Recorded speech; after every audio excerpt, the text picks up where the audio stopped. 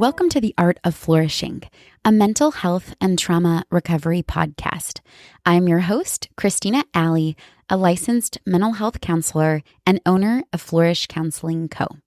We're so glad you decided to tune in today, so let's get started.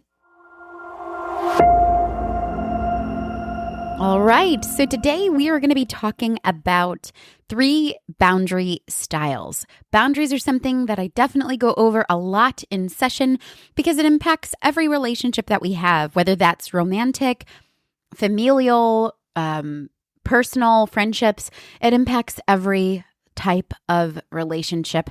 So we will go through the 3 basic boundary styles and we'll go through some of the corrections for each boundary style.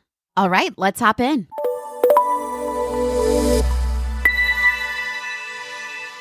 So the first boundary style that we're going to review is what I call rigid boundaries. And rigid boundaries, especially as it relates to trauma, can definitely develop in response to kind of people pulling on you too much or feeling like you need some version of protection. So let's go through what is a rigid boundary, how do those develop, and how do we eventually correct those? Okay, so a rigid boundary is something where if you have a person, I want you to imagine a person with a circle around them that is impenetrable. It is essentially that statement of, I am an island. And somebody that has rigid boundaries really doesn't know how to appropriately or comfortably let somebody in, or appropriately and in a balanced way let support out. They would prefer to self-regulate and manage their own emotions, just kind of cocoon and mind their business. Sometimes the reports for those who have rigid boundaries tend to be that over time that can feel very lonely because there is this sense of people not really knowing or understanding who you are at a very vulnerable level. And that's largely due to, again, that boundary style being highly protective. As I mentioned a bit earlier, sometimes those boundary styles are developed in response to somebody who has had a lack of boundaries in their life, or maybe they didn't have somebody protecting them or showing them how to protect themselves early on.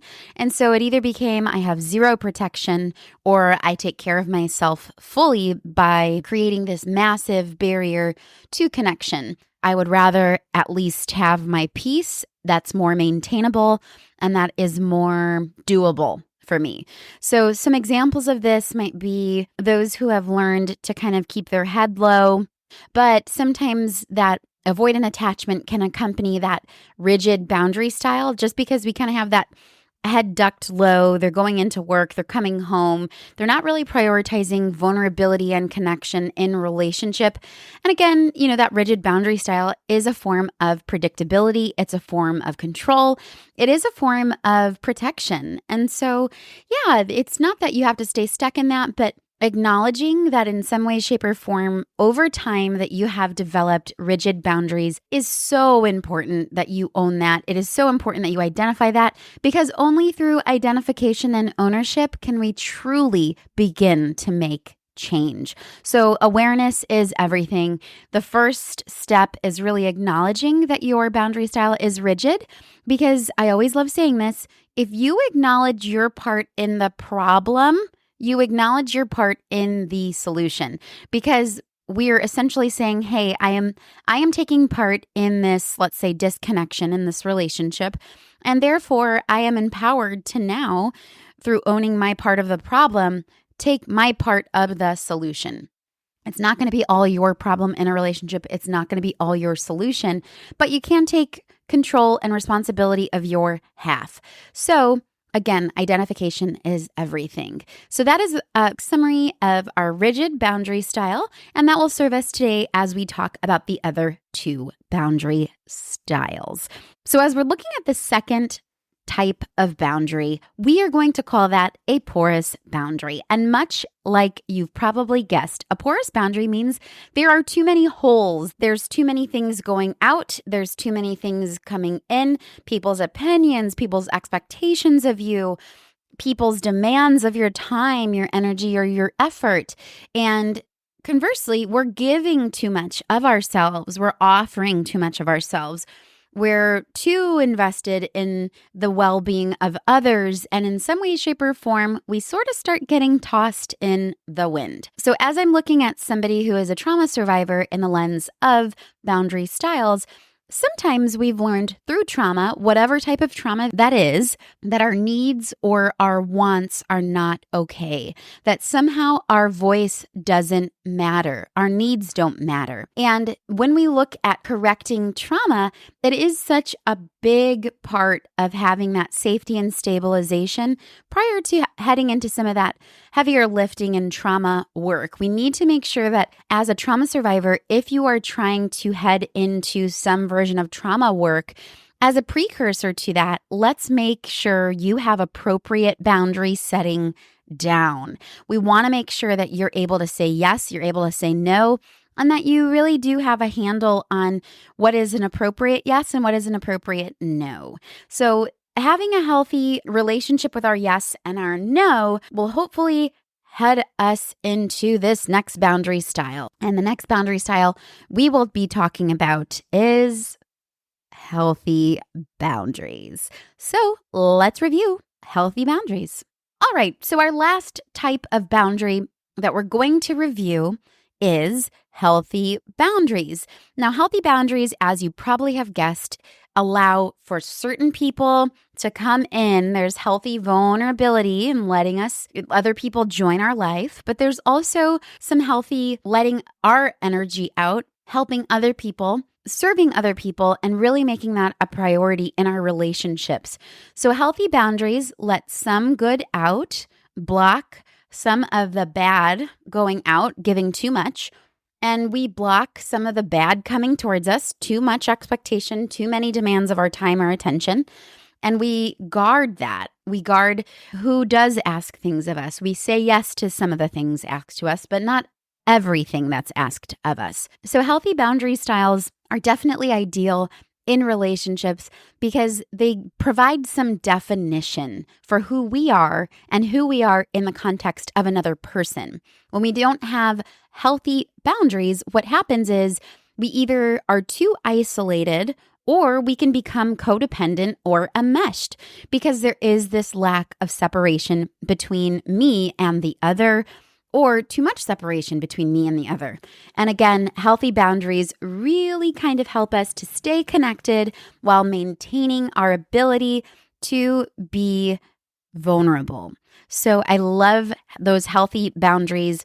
Kind of looking at some of the examples for that would be if somebody asks something of you, you can say no, and you can give a soft yes. So I always say a soft yes is, no, I can't do it this weekend. How about next weekend or 2 weekends from now? So it's a soft no, because sometimes those who have trouble setting boundaries or being too rigid, it feels maybe too demanding to do it immediately. For the rigid folks, maybe for the porous folks, it might seem a little overwhelming to say no. So I always like to start with maybe soft no's. So we honor the no, but we also offer a different time that is a yes. And so that's one of the skills that we can use as we look at corrections. And an example of that healthy boundary setting would be using that skill in order for us to really kind of correct through either the porous or the rigid into that healthy. All right, so let's look at corrections for each of the 2 boundary styles that are a little bit less than ideal, especially as we're looking to step into those healthy boundaries. So let's look at some of the corrections for the rigid folks. If you've identified you have a rigid boundary style, beautiful, because this means that we will be able to work through your opportunities to be more vulnerable. We're not looking to foster dependence, but we are looking to foster what I would call interdependence. So we're going to let some more of that vulnerability start peeking through. Maybe this takes the form of asking a friend to coffee, of saying yes to something you might normally say no to. We really want to practice those times for intentional connection, intentional engagement, and intentional vulnerability. And that vulnerability could also take the form of you actually asking for help, whether that be help to move, help through a problem, emotional support if you're going through something difficult. So there's a lot of different ways that rigid folks can start to let other people in.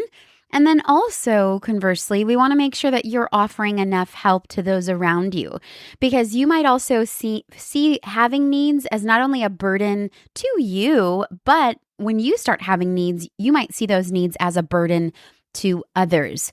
So we really want to make sure that there's, again, as we're heading from rigid into healthy, ample opportunity for you to both receive help, give help, receive that vulnerability from others, and give that vulnerability for others. We're trying to kind of open up those airways a little bit in relationships.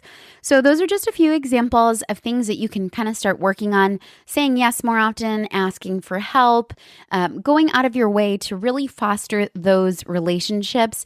If you're interested in a book suggestion, there is a wonderful number of books available by Brené Brown on the power of vulnerability, the gift of vulnerability, and I'll put those in the show notes or on the description box if you're on YouTube. And I think that book is going to be a beautiful resource for you to really begin fostering that vulnerability that's needed in relationships.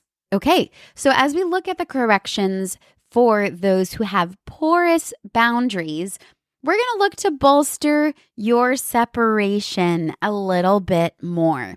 When I'm looking at porous folks and their boundary style being, a little wishy-washy, there's too much going out, too much coming in, it's just kind of feeling out of control. We really want to help that person feel okay with saying no, because honestly, when you are separate from someone else and when you can maintain your own boundaries outside of another person, believe it or not, you will actually set yourself up for more intensely vulnerable, authentic connection.